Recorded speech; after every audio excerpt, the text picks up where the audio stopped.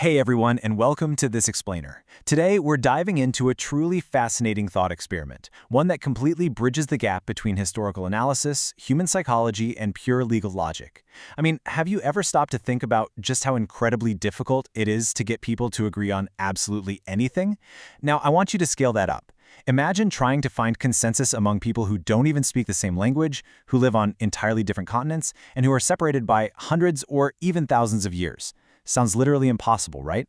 Well, today we're unpacking a deeply intriguing logical framework presented by the scholar Bediüzzaman Said Nursi, specifically from his renowned work, The 10th Word. We're going to analyze how this text takes a massive historical phenomenon and distills it down into a logical deduction that is honestly going to challenge how you view historical testimony. So let's jump right into part 1, the mystery of the shared message.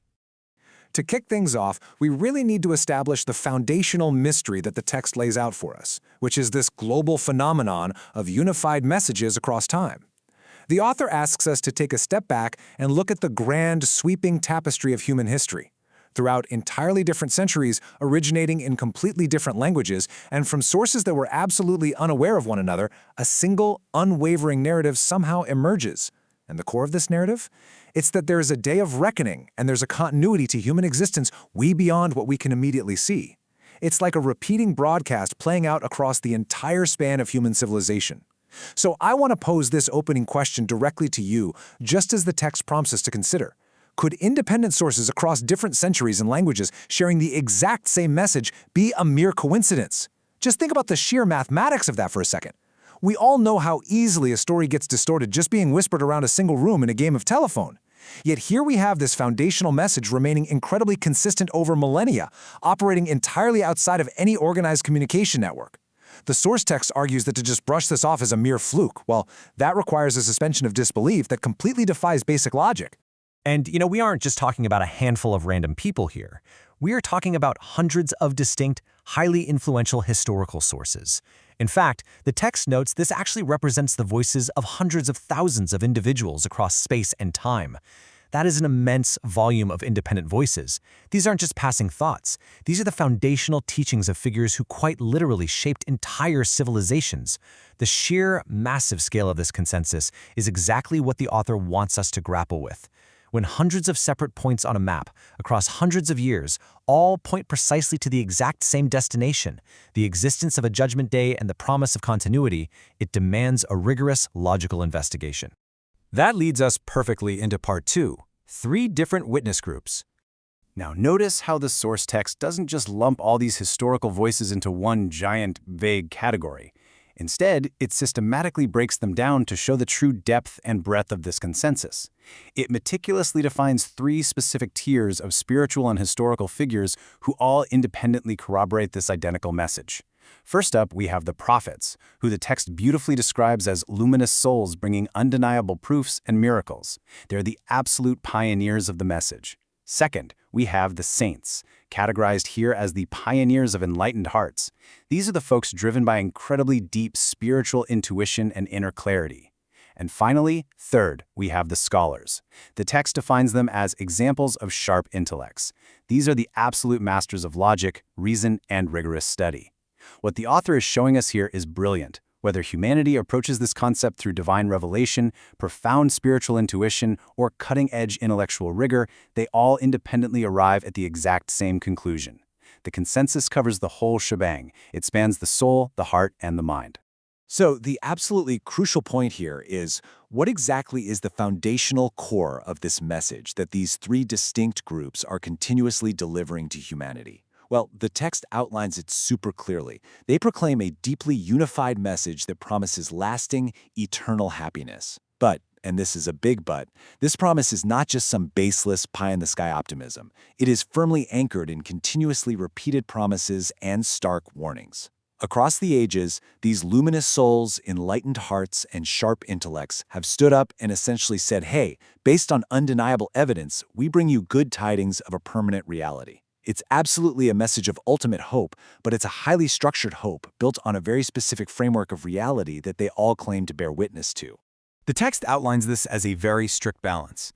On one side of the equation, there's a crystal clear warning of punishment or consequence for those who are misguided, those who deviate from the truth. And on the flip side of that equation, there is the definitive, joyous news of reward for the righteous, for those who align themselves with the truth. This dual nature of the message is just remarkably consistent. These thousands of historical figures across these three groups, they aren't just selling some universally easy, feel-good philosophy. No way. They are consistently testifying with immense conviction to a reality that actually has rules, a reality of profound consequences, and a true, unavoidable accounting. All right, let's shift gears a little bit for part 3, a legal proof. This brings us to a really fascinating shift in the source text analysis. We are moving away from pure theology and stepping right into a logical, almost courtroom-like setting. The author essentially asks us to treat these historical figures not just as philosophers or spiritual guides, but as literal witnesses up on the stand. Now, in any court of law around the world, you have the concept of independent witnesses. This is a rigorous legal standard where multiple parties who are completely unaware of one another recount the exact same details of an identical event. When that happens, their claims are instantly elevated from mere hearsay to undeniably strong proof. And the text applies this exact same legal logic to our historical consensus.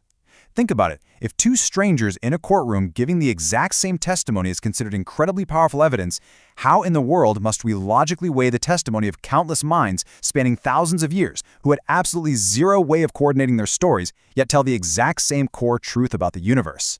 From a purely legal and logical standpoint, the author argues, it absolutely constitutes overwhelming proof. Just picture the sheer timeline we are dealing with here, which really drives home the author's point about the sheer impossibility of collusion. We've got early prophets operating way back around 1000 BCE, we've got enlightened saints experiencing profound insights around 500 CE, and we have deep scholars applying rigorous intellect all the way in 1500 CE. This perfectly illustrates that this isn't just a handful of people hanging out in a room, colluding to make up a unified story. This is a continuous, unbroken chain of identical testimony spanning across vast, completely disconnected eras. They didn't have group chats, they didn't have global conferences, they were totally isolated by time and geography, and yet their testimonies align perfectly. According to the text, that legal standard of independent witnesses isn't just met, it's exceeded to an astronomical degree. Which brings us to our final section, Part 4, One Source, One Message.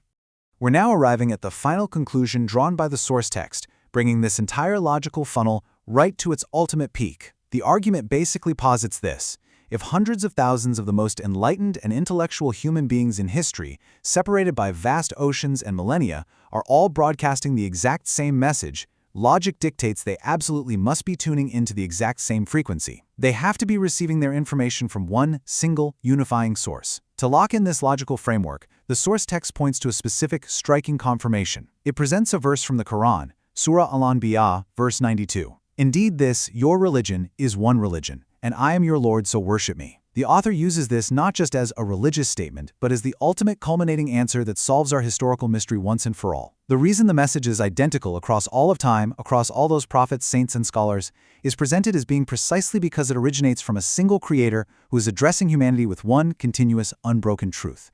As we wrap up this explainer today, I really want to leave you with this final thought to chew on. Try reflecting this logical framework back onto your own psychology for a moment. Have you ever found that hearing the exact same piece of news or the exact same message from completely independent, unrelated sources makes it infinitely more convincing to you? Of course you have. It's literally how our human brains are wired to track down the truth. The text we explored today simply asks us to take that exact same standard of proof, that same everyday natural logic, and apply it to the biggest questions of human existence. When historical figures across thousands of years independently testify to the exact same reality, perhaps the most logical thing a person can do is simply listen. Thank you so much for joining me on this deep dive, and as always, keep asking those big questions.